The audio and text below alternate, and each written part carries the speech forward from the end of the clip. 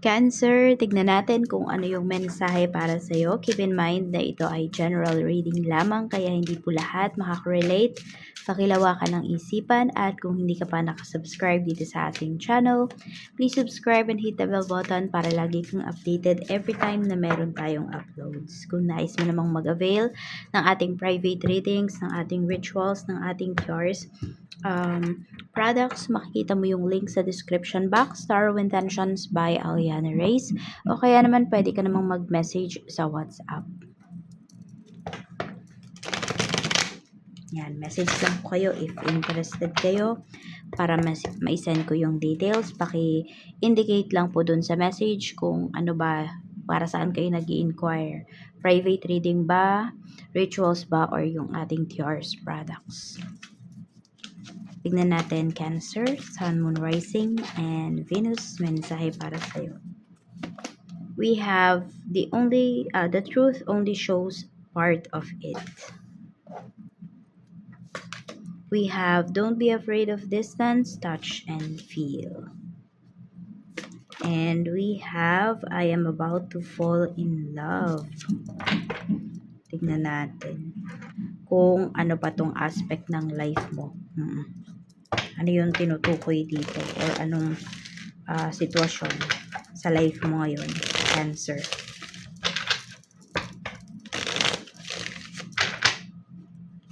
We have the Hanged One. Okay? So, more on about ito is paghihintay, pagiging truthful, pagiging honest sa'yo ng isang tao.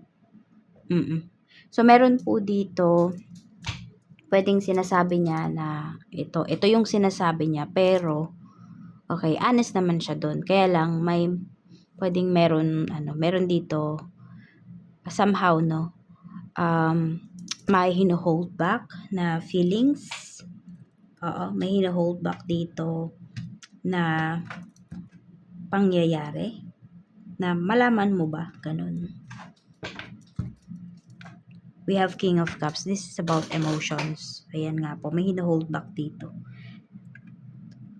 Iniisip kasi nung tao na to na marami na siyang sacrifices para dito sa connection ninyo, dito sa mga nangyayari. Kaya kung alam mo yun, kung ano man yung makakasira dito sa inyong connection, sa inyong pag-uusap, sa dealings ninyo, hindi niya yung sasabihin sa'yo.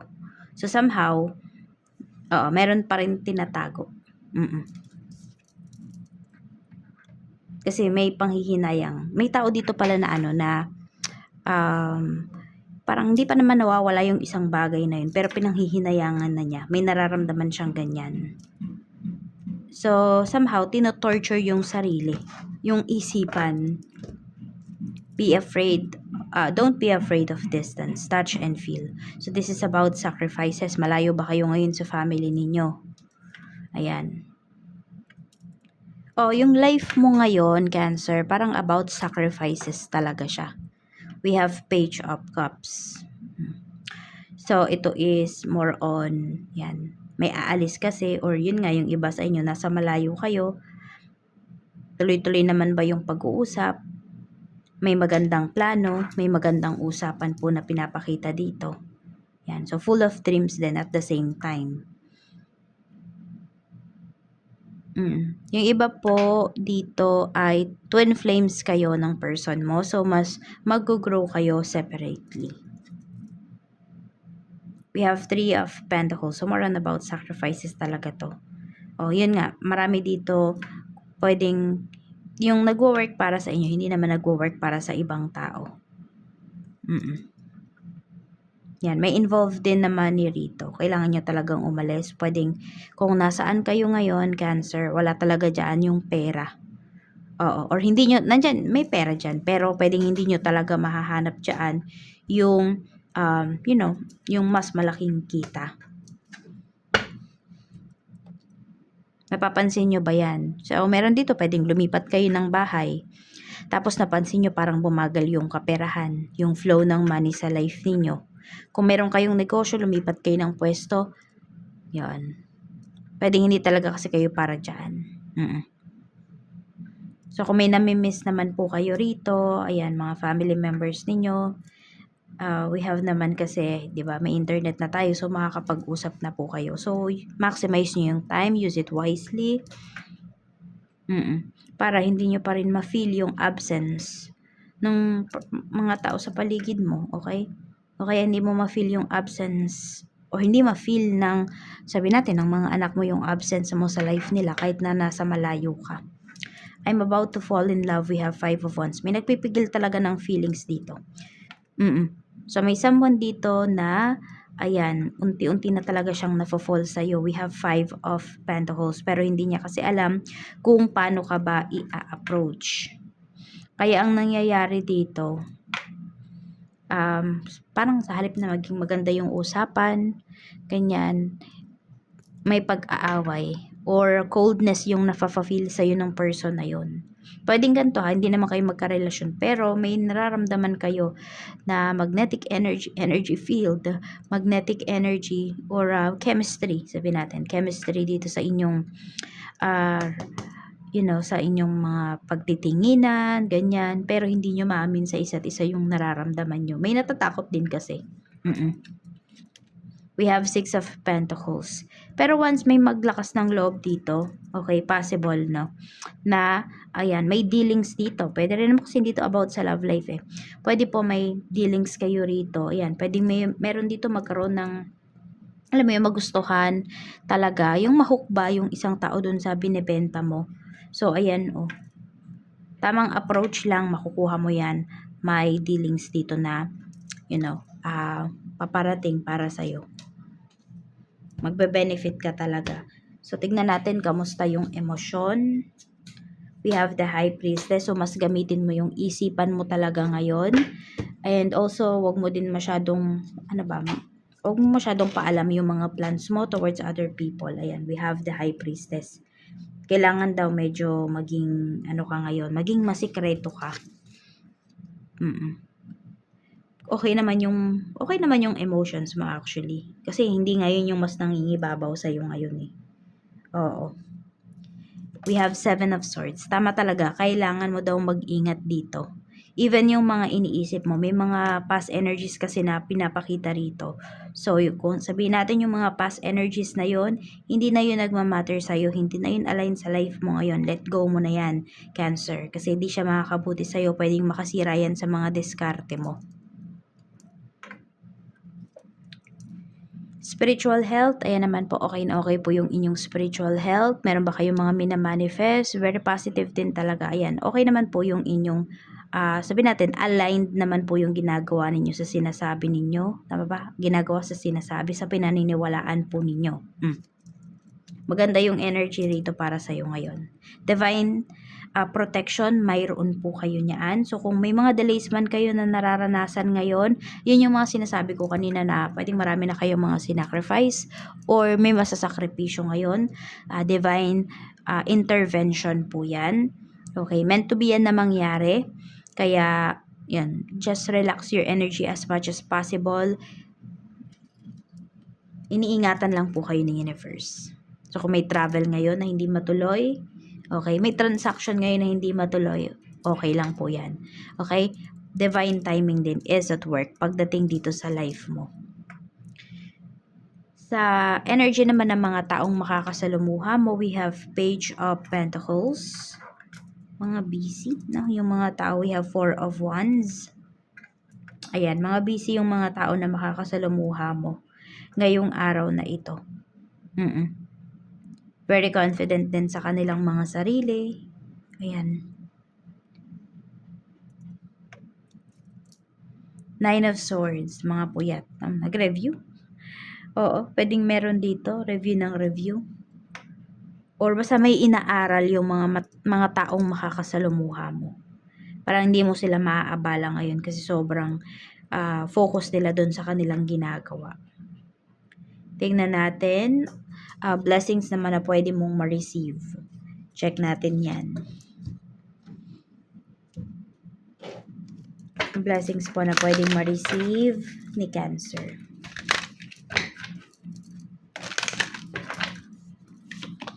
We have Flower.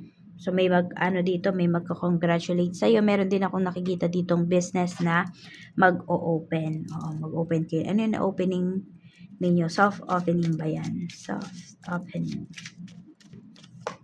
We have award. Yan, may award. Oo, parang may magko-congratulate nga talaga sa inyo rito. So, di ba sulit nga talaga yung mga sacrifices ninyo. We have church, temple, and mosque. So, wag daw makalimot na magpasalamat. Minsan nga di naman natin kailangan na humiling ng humiling eh.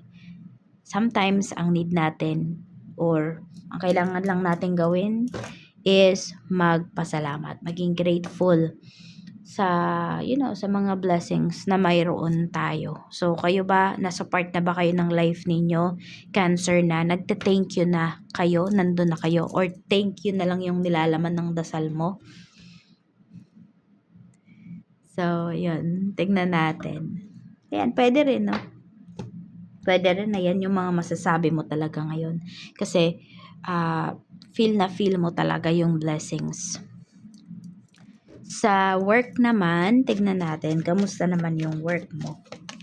We have Page of Wands, Six of Wands, and Four of Pentacles. Kung naghahanap kayo ng work, ayan po, napakaganda ng pinapakita rito. Pwedeng masecure ninyo yung position na ina-applyan ninyo. Kung ito naman ay current job po ninyo, huwag kayong mag-alala kasi maganda talaga yung pinapakita rito. Pagdating sa work mo, nandyan yung pagkakatiwalaan ka, maraming hahanga sa'yo pagdating sa trabaho, pagkakatiwalaan ka pagdating sa pera.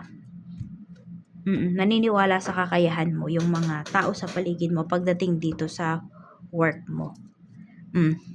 Three of Cups, maganda rin yung pinapakita pagdating sa mga co-workers mo. Wala kasing inggitan na pinapakita rito. Lahat kayo masaya sa achievements ng isa't isa. Tignan natin. Sa negosyo naman, Queen of Cups. We have Seven of Pentacles. Medyo nagkakaroon lang ng, mayroon kayong problema nga dito. Ayan. Pagdating to sa sales. So, nakakaramdam ba kayo ng tumal ngayon?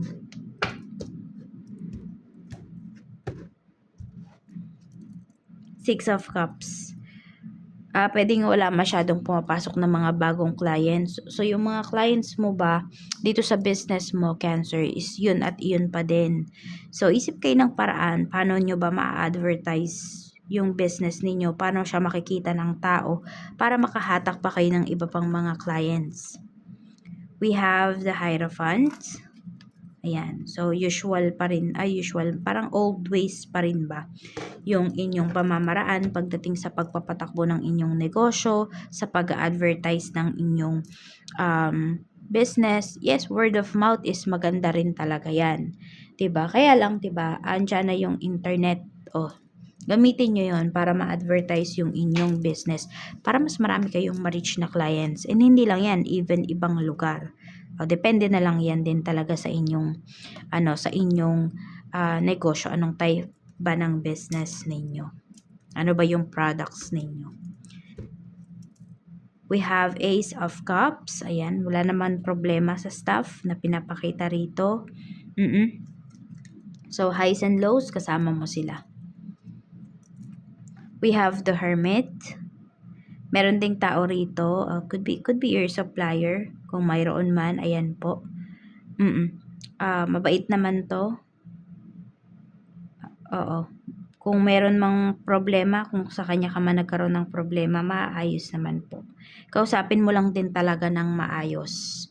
Oo. Madadaan pa to sa usapan kung ano man yung magiging problema.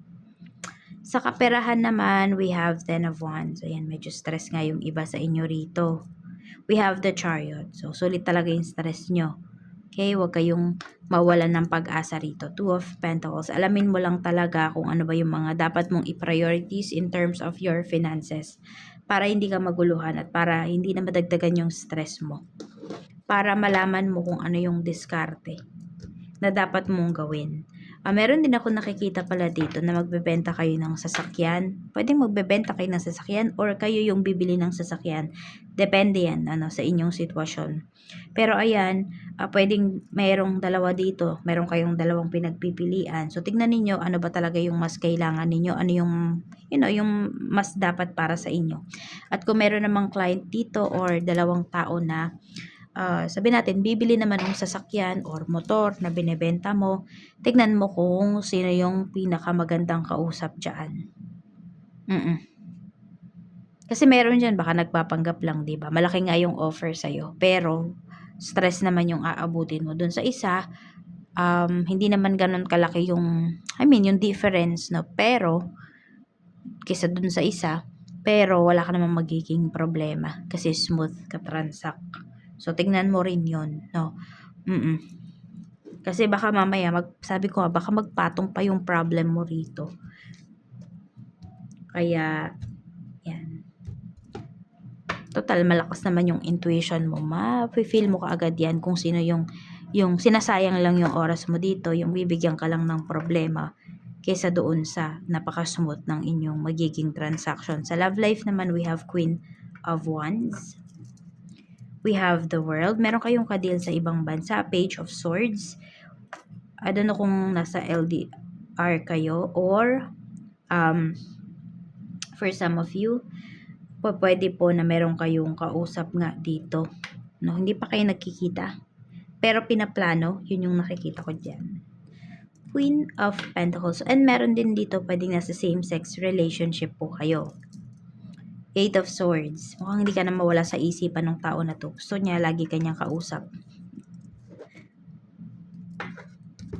Mapupunta naman po yan sa serious relationship. So, kung sino man yung kausap nyo, kahit hindi naman kayo same-sex kahit di naman kayo same sex itong person na ito, ayan, mapupunta siya sa mas malalim na ugnayan. Mag-o-offer to talaga sa'yo ng serious relationship. Pero syempre, ayun, sabi nga dito, 'di ba? Maging maging mapanuri ka, maging interested ka dun sa buhay ng tao na yon para malaman mo din, 'di ba? Hayaan mo magkwento yung person mo. Yan, mahuhuli mo kasi kapag nagsisinungaling kasi yung isang tao, mahuhuli mo din yan sa mga sinasabi niya. Kaya tandaan mo kung ano man yung mga sinasabi sa'yo ng tao na to. Kasi dun pa lang mahuhuli mo na kung totoo or hindi. O, kasi yung iba sa inyo, di ba, malakas yung inyong pakiramdam. Pero dahil, yung iba kasi, andyan na yung gut feeling nyo. Pero nagdadalawang isip pa rin kayo kasi mas nangingibabaw yung emotions. So, this time, ayan po. No, hayaan mo na magsalita itong tao na to. Tandaan mo yung mga sinasabi niya. Mahuhuli mo yan. Kaya yan, ganyan yung gawin ninyo. Hayaan nyo magkwento yung person nyo. Cancer. So, tingnan pa natin ano pa yung mensahe para sa'yo.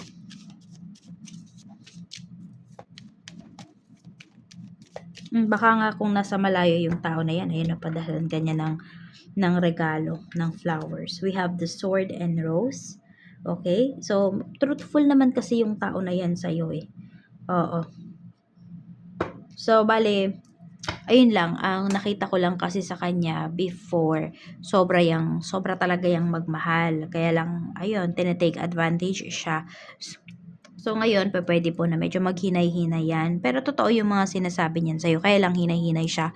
Parang kung nararamdaman niya na hindi ka interesado, medyo maglalaylaw yung tao na yan. Pero pag nakikita naman niya na ayan, interested ka talaga, ay, nako, sobrang mararamdaman mo yung kung paano magmahal si person. So, ayan lang po yung mensahe. Maraming salamat. Mag-iingat ka and more blessings to come. See you again on my next video.